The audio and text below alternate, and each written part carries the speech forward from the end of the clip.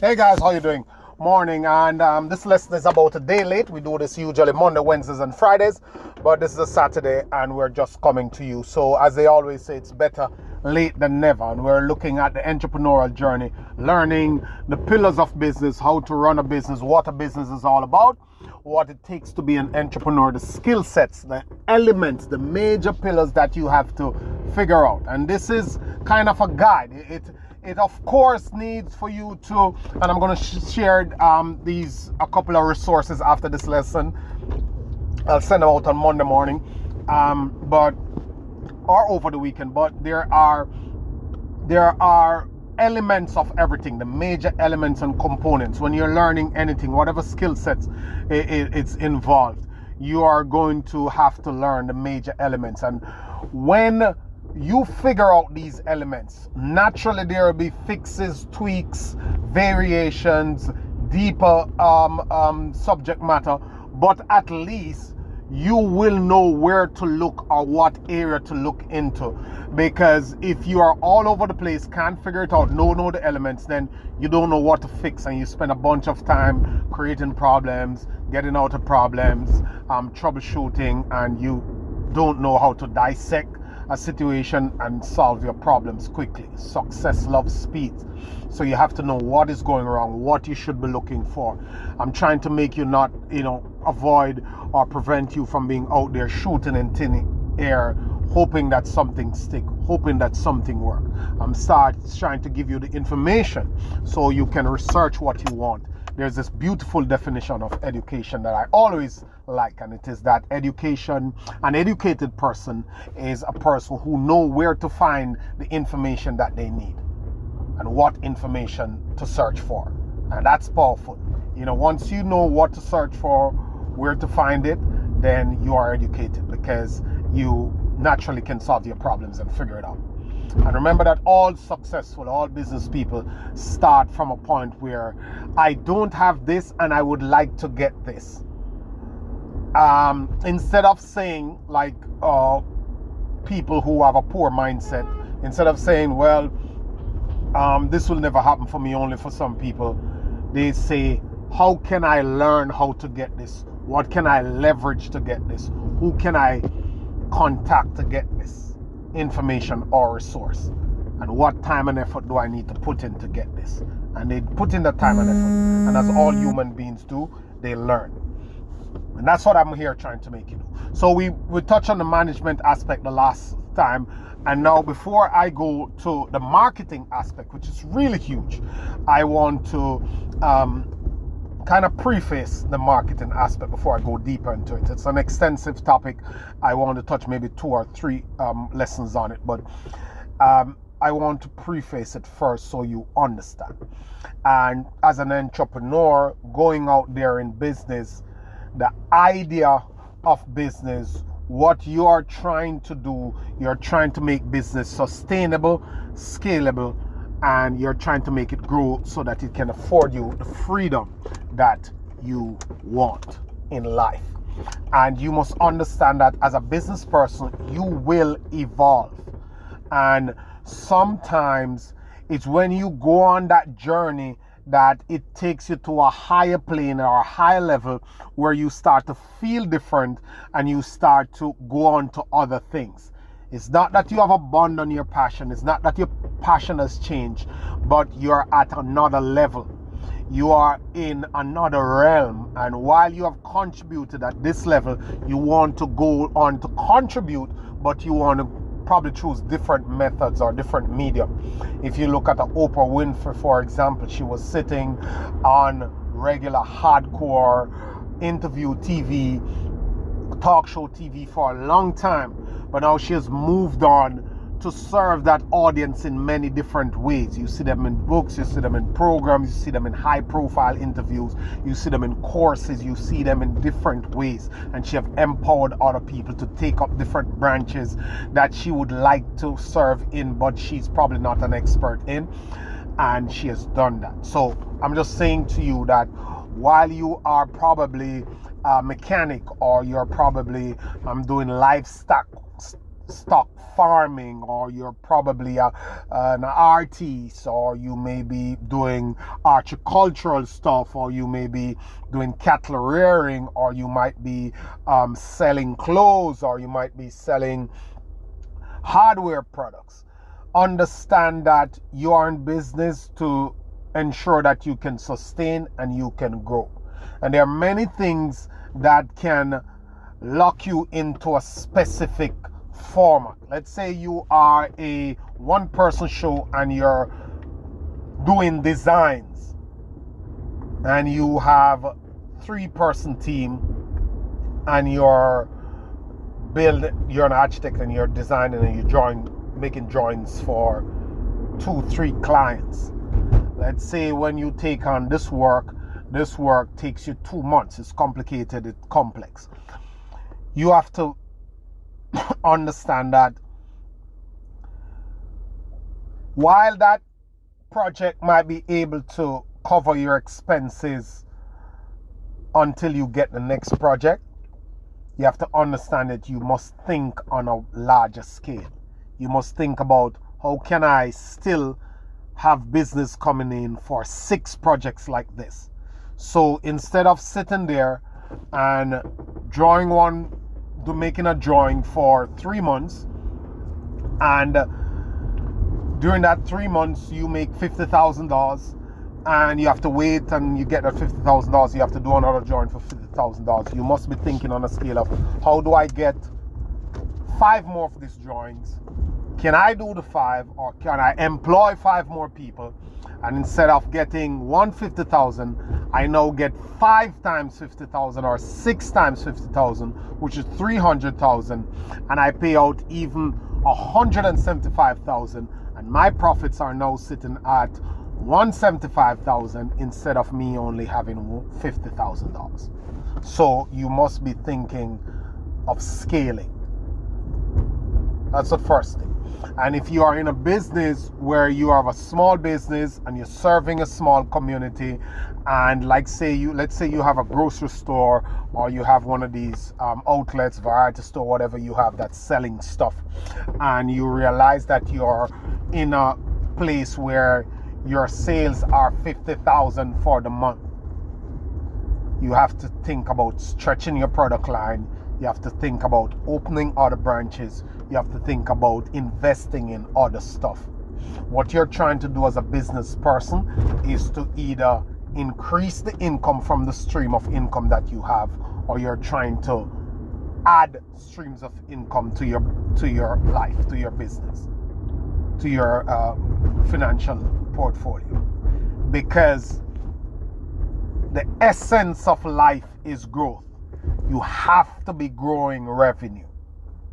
That's what I want to tell you. So if you're a plumber, again, another example, and you go out there and you actually have a community that you service, and you fix 25 pipes, and you do one major work every month, average in this community, and you're making $100,000, you have to be thinking of opening up another community, adding people, and get to the level where you can make $300,000. And you might have to delegate out some of this stuff. Now, I know how artists are and how people are passionate about the work they do, and they don't want anybody else to do it, and they jump into it and they start to do it themselves. But the general rule in business is, if somebody can do it 70% as well as you can, delegate it out. If you cannot find anybody in your team to do it 70% as well as you can, you're in a crisis to find that person. Because as you grow, you will be doing less of that stuff. If you really like the cut and thrust of it and you like to touch it every time, then you probably should be working for somebody. You probably should be getting a degree and get at a high level and make sure you're working for somebody, and then you invest in other stuff to grow your income. But you probably shouldn't have a business in that stuff. If you cannot get over having to touch it and do it, you should be working for somebody. Because if you work for yourself, you're going to burn out trying to do that. You'll never grow your income. Or if you work for yourself, you better be very savvy that you're going to learn the skill of investing your money when it can take care of you, and you can build something else that's going to take care of you. And even if you don't get all those jobs coming in, you will survive and you still live the life you want. You got to make that connection. Some people like to paint, to do mason work, and they want to build building and see the fancy stuff, and they want to put their hands in and get dirty, and nothing is wrong with that. But you must be building a business system around that, and you must be paying people to build a business system. I must be establishing some growth path and some growth structures for that. So even if you're getting your hands dirty and you like to touch it and you like to do it every time, you have still found a way to make it grow, to make it be bigger than you, to make it be sustainable. You must get that. So I understand all the things that people are doing out there, and I know they're different businesses, but what I'm trying to do as I preface this is that I'm trying to tell you that there's a way in which if you're not growing your business, it will die. Nothing stays stagnant.